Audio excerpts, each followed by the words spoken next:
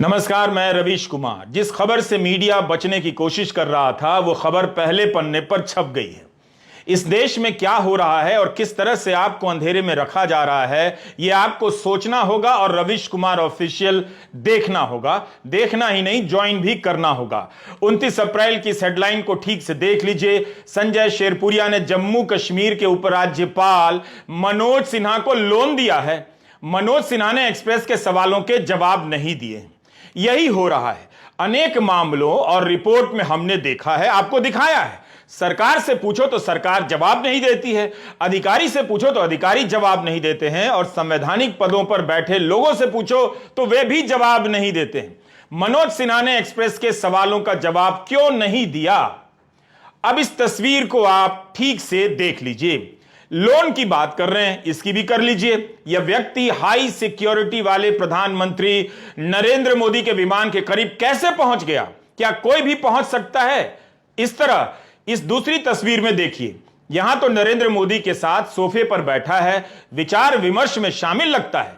क्या बीजेपी का कोई भी कार्यकर्ता प्रधानमंत्री नरेंद्र मोदी के साथ ऐसे बैठ सकता है? फिर यह कौन है, जबकि एक्सप्रेस में लिखा है कि यह बीजेपी का सदस्य भी नहीं है। इस तीसरी तस्वीर को भी देखिए, यहां तो मंच पर सामने खड़ा है, प्रधानमंत्री से पुष्प गुच्छ ले रहा है या दे रहा है साफ नहीं, मगर मंच पर उनके सामने विराजमान है। प्रधानमंत्री के पीछे गिरिराज सिंह खड़े हैं। गिरिराज सिंह के साथ इसकी कई तस्वीरें हैं जो हमने आपको दिखाई हैं। खबरें कैसे आती हैं और गायब कर दी जाती हैं, इसे समझना होगा। इसकी गिरफ्तारी यूपी पुलिस ने की है। आज वहां के दो बड़े अखबारों में इस खबर को लेकर कोई पड़ताल नहीं है, बस सूचना भर है कि ईडी भी केस दर्ज कर सकती है। इन अखबारों के पास संवाददाताओं और संपर्कों की कोई कमी नहीं होगी। मगर क्या यह यूं ही हुआ होगा कि अगले दिन इतने बड़े ठग के बारे में खबर ही ना छपे? इसलिए एक्सप्रेस की इस खबर का महत्व ज्यादा बढ़ जाता है। जो बात छिपाई जा रही थी वो यहां छाप दी गई है। अभी भी क्या क्या छिपाया जा रहा है किसे मालूम? तीन तीन तस्वीरें हैं प्रधानमंत्री के साथ संजय शेरपुरिया की। इस आदमी के बारे में दिल्ली के सत्ता सर्किल में बहुत से लोग हैं जो जानते हैं, जो मिलकर बताना चाहते हैं। यह खुद बहुत से लोगों को जानता है। यह तो केवल तस्वीरें हैं, क्या पता बहुत मुलाकातों की तस्वीरें भी ना हो। ठीक है, आप प्रधानमंत्री की डिग्री कभी नहीं जान पाएंगे, लेकिन क्या कभी यह देश जान पाएगा कि एक ठग देश के प्रधानमंत्री के आसपास कैसे नजर आता है? वो क्या क्या करता था? उसे इतनी हिम्मत कैसे होती थी कि ठगी करता रहा, लोगों से काम कराने के पैसे लेता रहा कथित तौर पर, और प्रधानमंत्री के नजदीक भी घूमता रहा। दावा तो किया जा रहा था कि 2014 में दिल्ली आते ही दिल्ली से लटियन सर्किल खत्म हो गया है, कोई लॉबी अब नहीं बची है। तो यह कौन है जो इतने मंत्रियों के साथ तस्वीरों में नजर आता है? अभी तक किसी ने भी इन तस्वीरों के फेक होने का दावा नहीं किया है। संजय शेरपुरिया कौन है जो अनुराग ठाकुर को ही ट्विटर पर टैग करता है और उन्हें अपना परम मित्र लिखता है? लटियन दिल्ली के सत्ता सर्किल में घूमने वाले लोग इस आदमी को ठीक से जानते हैं। बहुत सी पुष्ट अपुष्ट किस्से इसके बारे में लोगों के पास हैं। जाहिर है बिना चेक किए हम उसे यहां सामने नहीं रख सकते, लेकिन संजय शेरपुरिया का प्रसंग बता रहा है कि मोदी राज में लटियन दिल्ली में ऐसे फिक्सर घूमते नजर आ रहे हैं। हमने अपने पहले वीडियो में बताया था कि कहीं ऐसा तो नहीं कि इसे जेल भेजकर बहुतों ने अपनी जान बचा ली हो। क्या इस तथाकथित फिक्सर को फिक्स कर दिया गया है? अचानक इसे फ्रॉड और फिक्सर बताया जा रहा है, और तब भी इसकी खबरें छपनी बंद हो गई है। क्यों? सोचिए तो।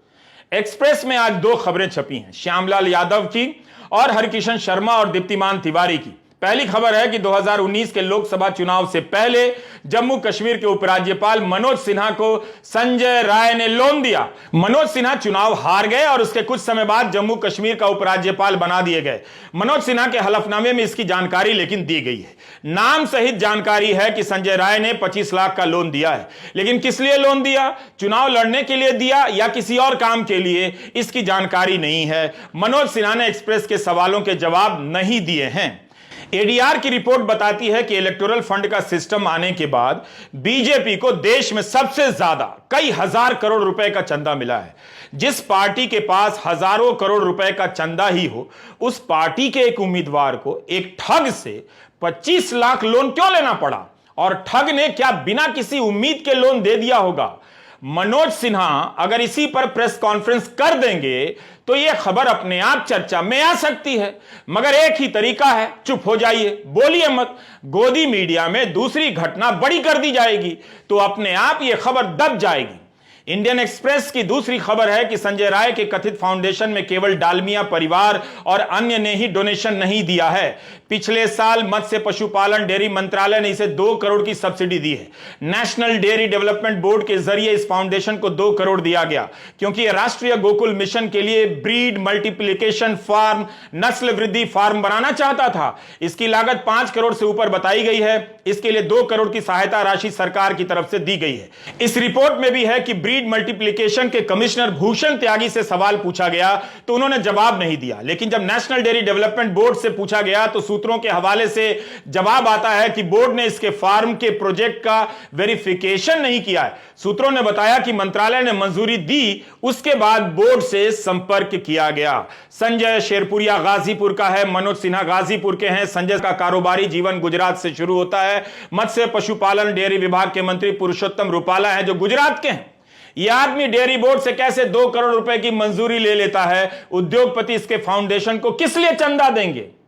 इस फोटो को देखिए, यह आदमी तो यहां स्पेशल गेस्ट बनकर भाषण दे रहा है। अपने इंस्टाग्राम पेज पर लिखा है कि राष्ट्रीय डेयरी अनुसंधान संस्थान करनाल के शताब्दी समारोह के अंतर्गत राष्ट्रीय डेयरी मेला में बतौर विशिष्ट अतिथि शामिल हुआ और पशुपालन के विविध आयामों जैसे क्लोन के माध्यमों से ब्रीडिंग में सुधार के द्वारा भारत की ग्रामीण अर्थव्यवस्था में श्वेत क्रांति में सहायक संबंधित अपना वक्तव्य दिया, जिसमें मुख्य अतिथि श्री मीनेश शाह जी, प्रबंधक एनडीडीबी गुजरात की उपस्थिति रही।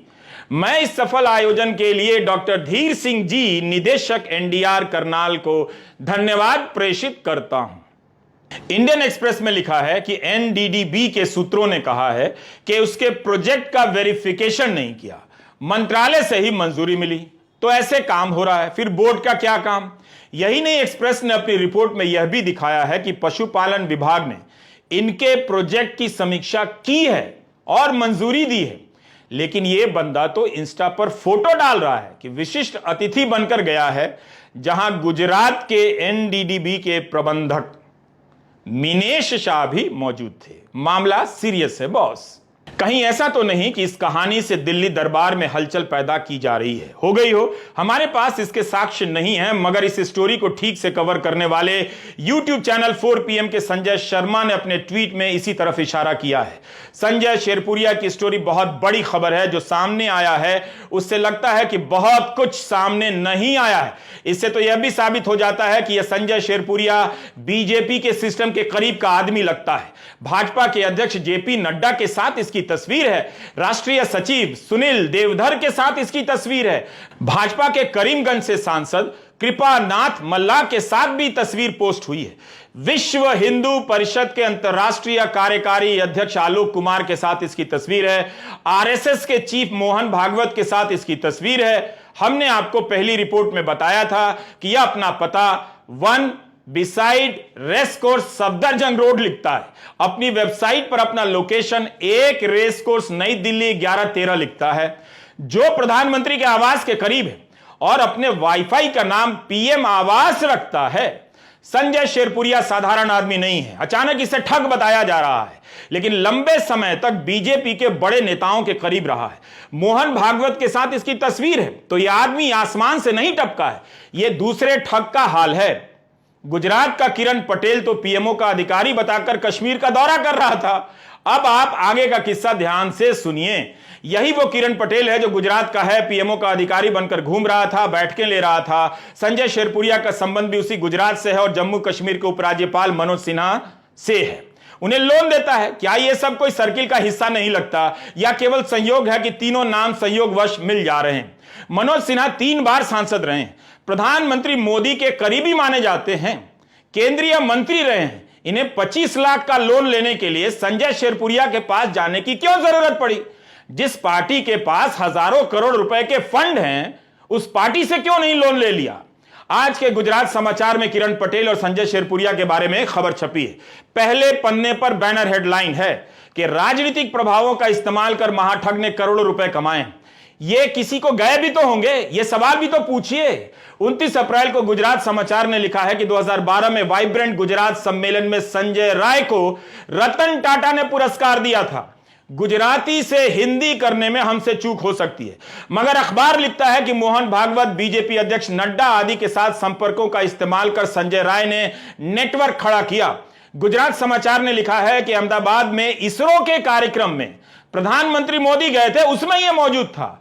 मन की बात सुनते हुए पुरुषोत्तम रूपाला के साथ इसका फोटो है।